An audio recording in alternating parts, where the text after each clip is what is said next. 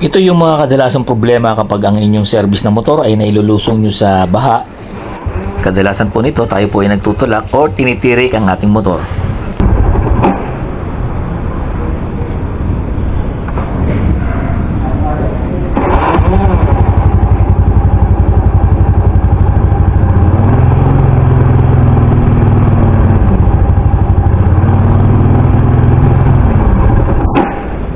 At dahil po sa walang tigil na ulan dahil po sa bagyo, kadalasan ito po ang ating nagiging problema.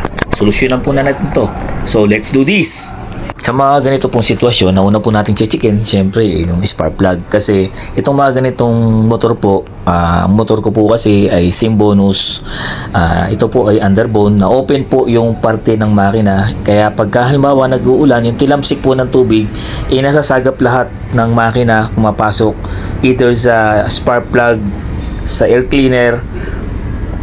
Ang pinaka-tendency po na problema nito ay either spark plug, air cleaner, or carburetor. Kaya mamaya yung lahat yung tatlong yun yung bubusisiin natin para malaman natin kung ano pinaka-problema niya.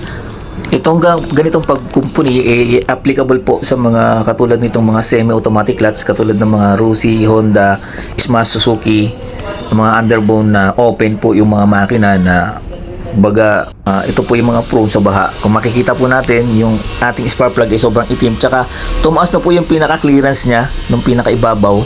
May clearance po kasi yan, pagka sumobra yung luwag nyan, hindi siya makakakuha ng kuryente, and then basa na rin po yung high tension wire. Kaya mamaya pupunasan po natin yan para matuyo. Din po naging mula, kumbaga nawawala yung minor, pumapalag-palag o kaya pumapalya at namamatay. Medyo nabasa po yung kanyang high tension wire cover, kaya bubugahan po natin o hihipan natin para medyo mabawasan yung yung pinaka-tubig sa loob. Pero kung meron tayo sana compressor, bubugahan po natin yan para talagang sure na walang tubig sa loob. Mamaya pupunasan ko na lang po yan ng basahan para maibsan po yung tubig sa loob.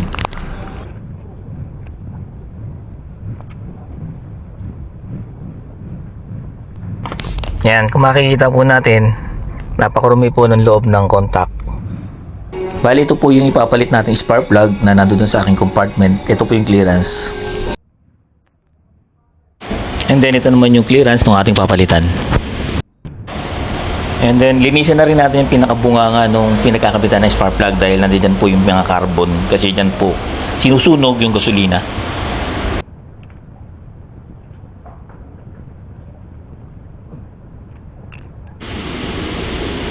And then salpak na natin yung ating replacement na spark plug.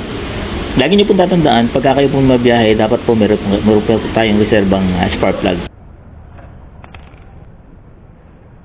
And then susi natin, start natin, tingnan natin kung malakas na yung kuryente.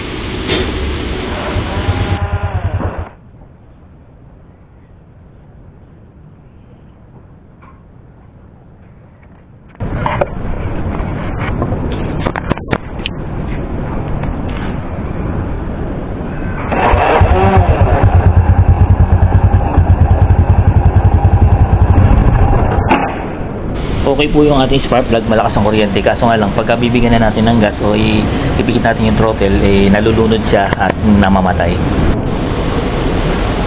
So punta na po tayo sa second option. Tingnan natin yung air cleaner kung may possible pa na nakasagap ng tubig.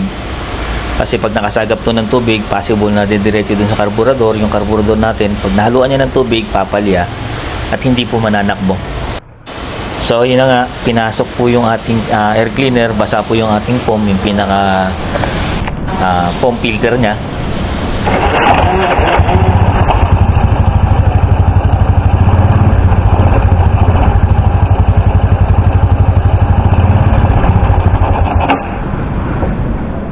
Kaya pagka ganito ang sitwasyon, possible po na under siya, pero pagka bibirik ka na, hindi yung continuous flow ng gasolina kasi malamang possible na may tubig po yung kanyang carburetor.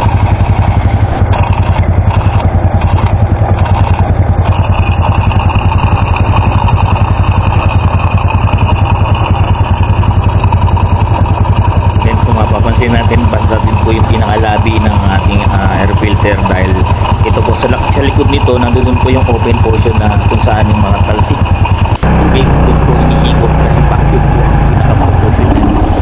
po dun sa ating karburador. Ang gagawin po natin, punta po tayo sa third option. Tingnan natin kung kayang ma-drain yung pinaka-reservoir ng ating karburador, pero kung hindi, totally babaklasin to para linisin po yung buong karburador. So ang gagawin natin, meron pong pinaka-drain hose dito sa pinaka-ilalim ng karburador doon. Patutuluin po natin yung pinaka-pondo ng gasolina para mapalitan po siya ng panibago para mabawasan yung pinaka-tubig niya doon sa may karburador, para maging pino yung pinaka-pasok doon sa makina, para sa sunog ng spark plug magkakaroon ng solid fire. Na yan, hayaan lang po natin siyang tumulo para makuha yung tubig na pumasok sa karburador.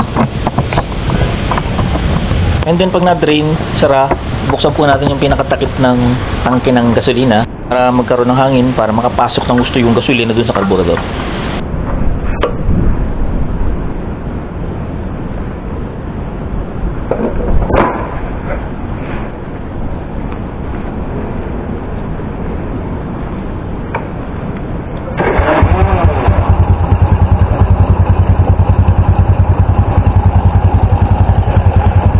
Testingin po natin ulit, pihitin natin yung throttle, bigyan natin ng gas, titingnan natin kung hindi na siya mamamatay at kung okay na yung flow ng gasolina.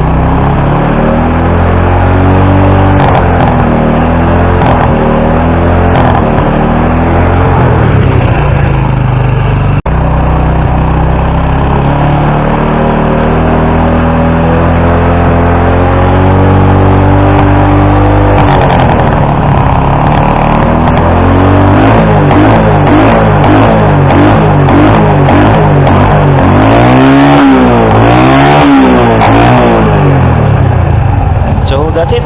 Mission accomplished na naman po. Pansin po natin, hindi na po siya namamatay, hindi na po nagpapalya. Kumbaga, matining na yung pinaka-idling niya, yung bigay ng gasolina sa makina.